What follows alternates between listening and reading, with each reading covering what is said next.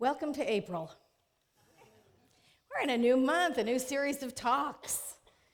The theme for this month is surrender to your greatest good. Don't you love that word, surrender? Yeah, no. People don't really like that word, surrender. We tend to think of the word surrender very much like the word, like giving up, you know? But sending up the white flag. It's the thing we don't like. But if we're surrendering to something greater, it's a good thing. It should be a good thing. Now, that's a little different, isn't it? So if we're surrendering to something greater, okay, I like that idea. I can entertain that, right? Can we give up to something greater than ourselves? Sure, why not? So today's talk is giving up for good.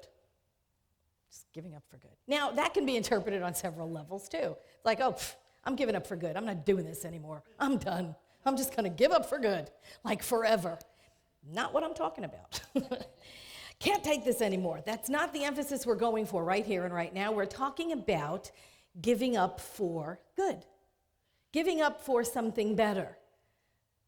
Giving up to spirit what we have in order to live that greater life. So we're giving up to the greater good.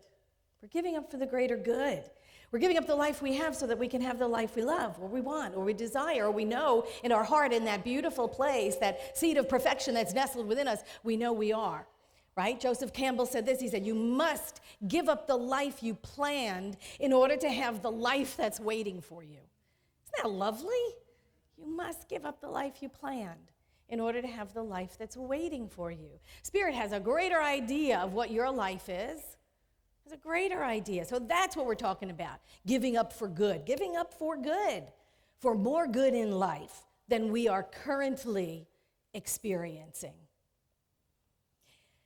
And we need to release in order to accept, right? You know that one. We have to be open-handed and open-hearted in order to accept. We can't be clinging on to our stuff, our outdated, outmoded things we've outgrown, and expect good to show up. We have to release. We have to surrender something in order to accept something greater. We have to give up that which weighs us down for our highest and best good.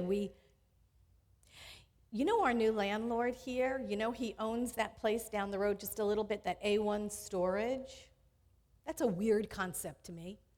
Storage business. Places to put your stuff because you want to keep your stuff, but you have no room for your stuff, so you rent a space to put your stuff. And you don't see it, and you don't visit it, and you don't look at it, but it's your stuff. It's still your stuff. Did you know self-storage is a business that did not even exist until 1960? Did not even exist until 1960. And today, you got to listen to these facts. Today, 2.6 billion, that's billion with a B, 2.6 billion square feet of rentable storage space exists. Over 58,000 different storage facilities around the country, owned by over 30,000 different separate corporations, making more than $22 billion a year in revenue for storing your crap. Stuff we have outgrown, we refuse to look at or go visit, but we won't let go of. That is a symptom. That is a physical outpicturing of a mental idea of limitation, of lack, right? That's all that is. Remember, the outer is simply a reflection of the inner. It is a reflection of the inner state. Remember when Ernest Holmes said, the last link in the chain of manifestation is the physical. Everything begins in thought. It outpictures as things, and then we look at the things around us, and we think life's happening to us, but no, life is responding to us. Life is reflecting back to us what is truth, right? What our thought is, what our false belief is. The stuff in storage is just that. It's an outer. It's a reflection. It's there to teach us something. It's there to show us something. It's there to figure out where our false belief is, where we need to heal. You don't use it. You haven't seen it for years. You don't need it, but you can't part with it. You refuse to let go even though it's not serving you. Ernest Holmes said this. The barriers between you and your greater good are not barriers in themselves. They are things of thought. It's because of this that all things are possible to faith. Jesus summed up the whole proposition when he said, "It is done unto you as you believe." Interpreting this saying, however, you must pause after the word "as." Think about its meaning, and you will discover that he was saying that life not only responds to your belief, it responds after the manner of your believing as you believe. It is like a mirror reflecting the image of your belief. So when we're all in the condition, when we're all running around trying to change things out there, we're practicing the combing the mirror thing, you know? When you look in the mirror and your hair's all messed up and you start combing the mirror, that's what you're doing. You're going to try to fix the effects. You've got to change what is within. When we're looking around at our life and we don't like what we see, and then we start to impress our agenda out there on people, places, and things around us, that's not where change happens. That's not where change happens. We have to go within. First and foremost, we have to go within. That's what Ernest Holmes told us. That's what this philosophy is about. The outer is a reflection of our basic beliefs, our most predominant thought, backed by those emotions, backed by those beliefs. And so if we don't like what we see out there, we need to change what's in here. The first thing that must change is our thought. We change our thinking, then that change shows up in our outer life, right? That's a basic tenet of the philosophy of this movement, of the science of mind and spirit. That is our core tenet. If it's out there, it is but a reflection of what's in here. It's not the other way around. Buckminster Fuller, I love him, and he said this, he said, "You never change things by fighting the existing reality. To change something, build a new model.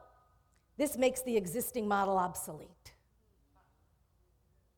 And that new model begins in consciousness. It begins in our thought. In the beginning, God. Yes? That doesn't change ever. That does not change ever. That is the changeless. And we are either experiencing freedom or bondage, depending on our use of this universal subjective mind, which never changes, never deviates from its function, never questions, never judges, just outpictures our predominant thought, backed by the emotion, backed by our beliefs. You know, we are not meant to struggle. Can you believe that? Can you believe that? Can you embody that? We are not meant to struggle.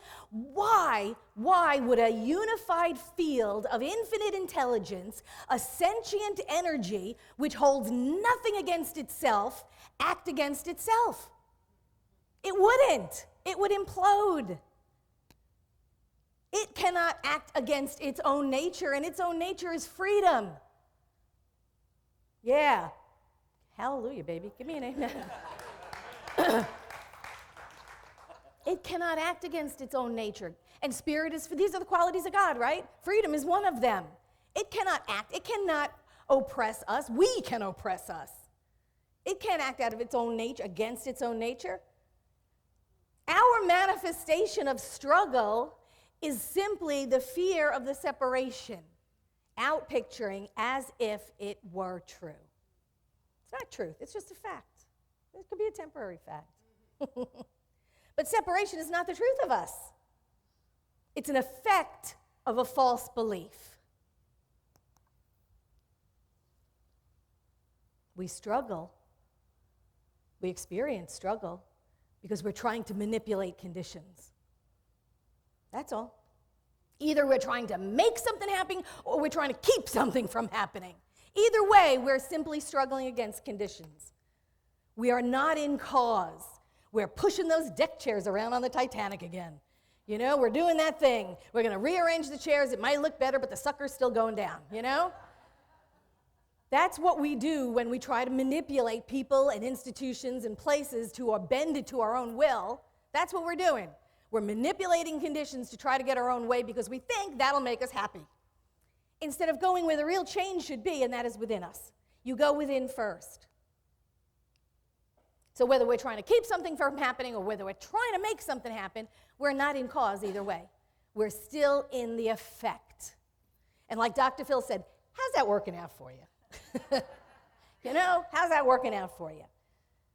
You know, we know in our hearts, in that seed of perfection that's nestled within us, we know when we are trying to impose our will over someone or something, we are all up in the condition and not anywhere we need to be in order to enact real change. Because real change comes from the inside out. It's a basic tenet of the science of mind and spirit philosophy. Everything begins in mind, and then it out pictures. And then we finally see it in the world of conditions. And it reflects back truth, maybe. It reflects back our predominant belief. It reflects back our fears. Ernest Holmes said this. He said, change is the only thing that is permanent. The only thing we can say of anything that looks static is this too shall pass. This too shall pass. If it were not so, the infinite would get caught up in its own mold. God would be stopped by its own creation, and creativity would be absorbed in the creation. And that cannot happen. That cannot happen because the quality of God is freedom. Spirit creates, that's what it does. And when we are in alignment with it, it flows through us, doesn't it? And we co-create easily and effortlessly. When we are in alignment with it, our life flows, our manifestations flow, everything flows. We are living in the river of God's abundance, and we're manifesting left and right because we're in alignment with it. And when we are in struggle, we know we are in opposition, don't we? We know we're trying to push the river. Just doesn't work. Give up the struggle. Give up the struggle. Give it up for good. Give it up for good. Give it up for the greater good we are capable of manifesting instead of manifesting from our low thought. I mean, we're born manifestors. That's what we do. We co-create. We can't help it. We've been doing it all our lives. We are an outpicturing of spirit. We co-create. That's what we do. We do it consciously. We do it unconsciously. We can co-create from our highest thought, or we can co-create from our lowest thought. Give up manifesting your life from your low thought. Give up the limited pie mentality. If something has something or gets something, that means that something's being taken away from me. Give up that limited pie mentality. Oh, if someone has this, then I have less. If they have good, then I have less good. Because there is no such thing as limit in spirit. Spirit is not bound by anything. What do we say? Principle is not bound by precedent, right? Isn't that what Ernest Holmes said, Thomas Troward said? I don't know who said it first. Who cares? Principle is not bound by precedent. It doesn't matter. Truth doesn't care what happened before it. We're not bound by anything. We have to get over that. We have to surrender that limited thought, that limited pi mentality. You know what I know about pi? It's 3.141593. It goes on for infinity. There's infinity pi. There's not a limited pi. We can have as much pie as we want because it goes on for infinity. You know, we got to give up this false idea of more for them, less for me. If someone has more, I get less. We have to give up the false belief in competition.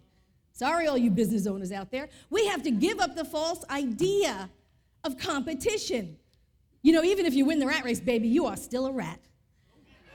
Okay? You've got to give up, surrender that idea that there's competition. When we embrace the higher thought instead of the lower one, we know there's enough for everyone. We know there is enough to go around. And we know the all-win situations are not only possible, but they can be the norm.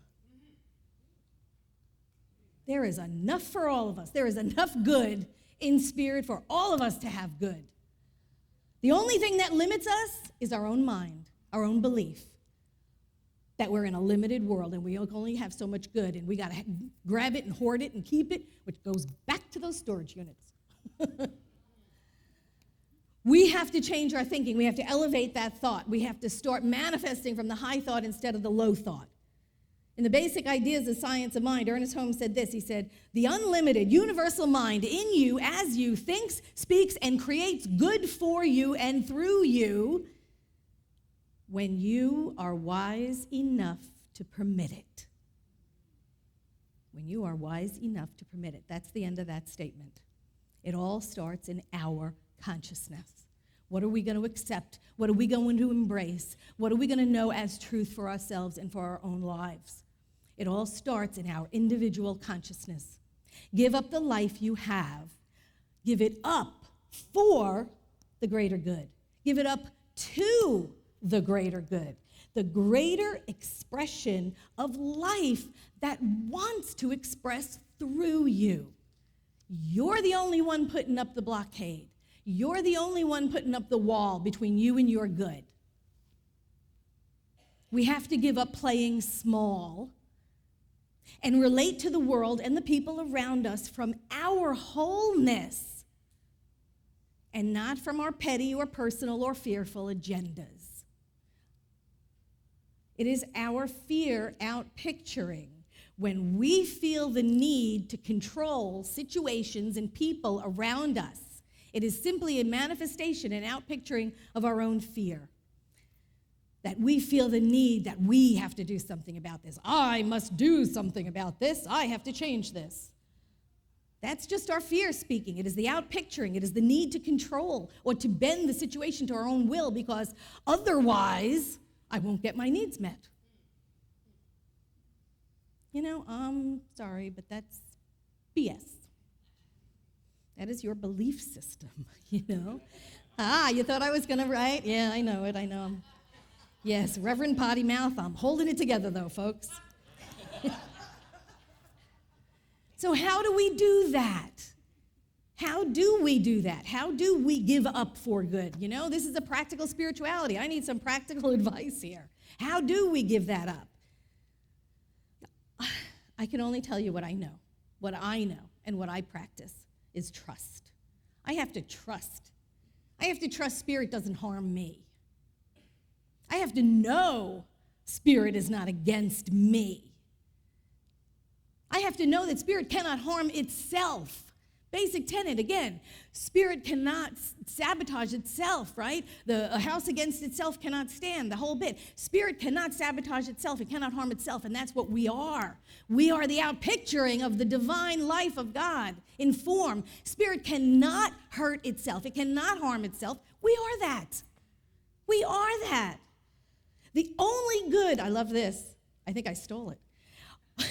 Only good can result from the action of the law in my life. Can you see that? Only good can result from the action of the law in my life. Spirit is the only activity in my life.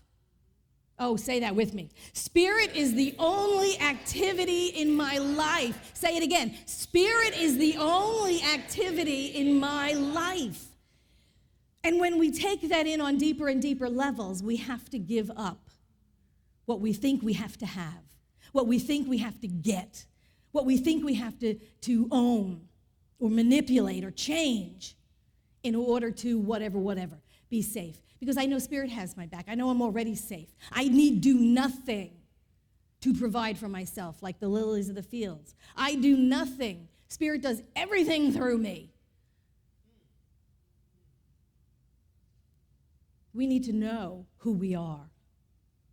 We need to know ourselves and each other as outpicturings of the divine. Not just think it on Sundays, baby.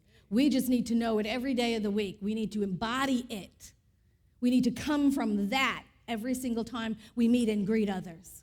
We need to come from that sense of wholeness. We need to give up our doubt about whether or not this philosophy of ours works. Okay? We're here for the long run. We are here. We are a spiritual community. We're all in it together. We have to give up the doubts about whether or not this spiritual community is real or not, whether this spiritual philosophy really works. We have to give up our doubt. And the way we do that is by practicing it, allowing it to flow through us, allowing it to flow into manifestation around us. We have to give up our doubts whether or not this thing that we practice, the science of mind and spirit, is real and true and works. Because if it works, if we believe it works, it must work all the time. It must work all the time. So we have to give up. We have to surrender those things, those little things. We have to live the greater life. I had a practitioner, instructor, who was the greatest practice instructor of all time, Billy Francis.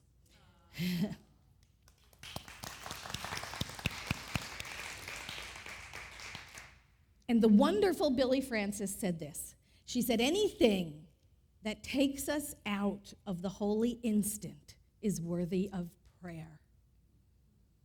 Isn't that beautiful? Anything that takes us out of the holy instant is worthy of prayer.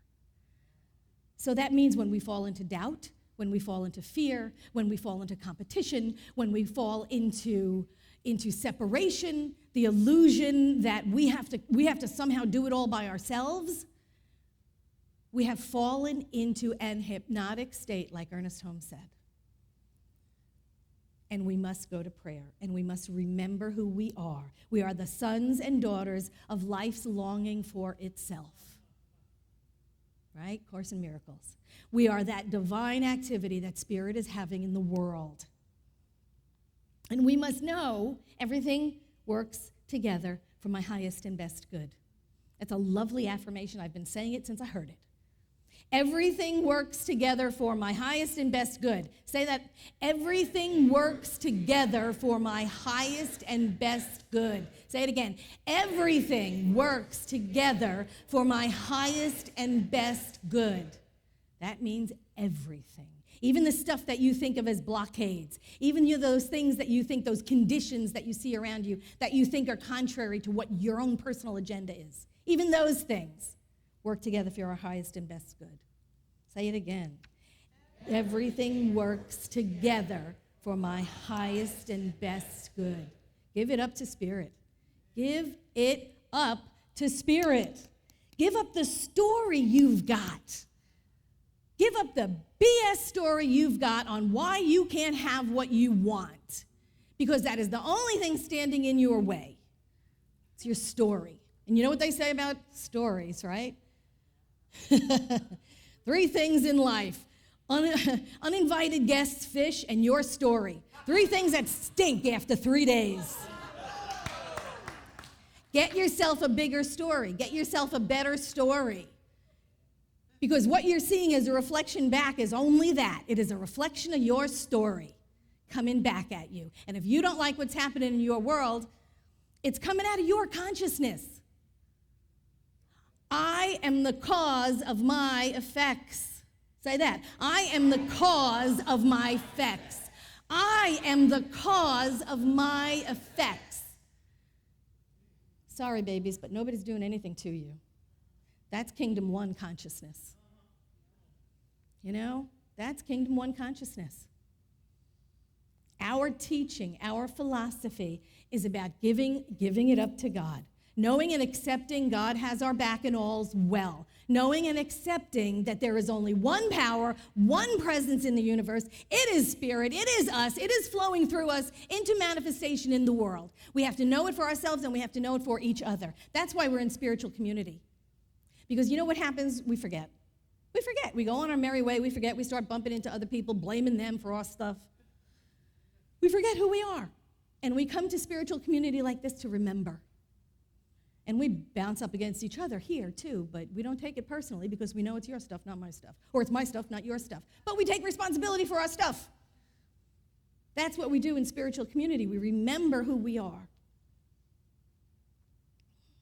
So that's what giving up for good is for me. It is remembering who I am. When we give up for good, we give up for the greater good, for ourselves and for everyone around us, for those people that are in our orbit, for those people that are in our sphere of activity.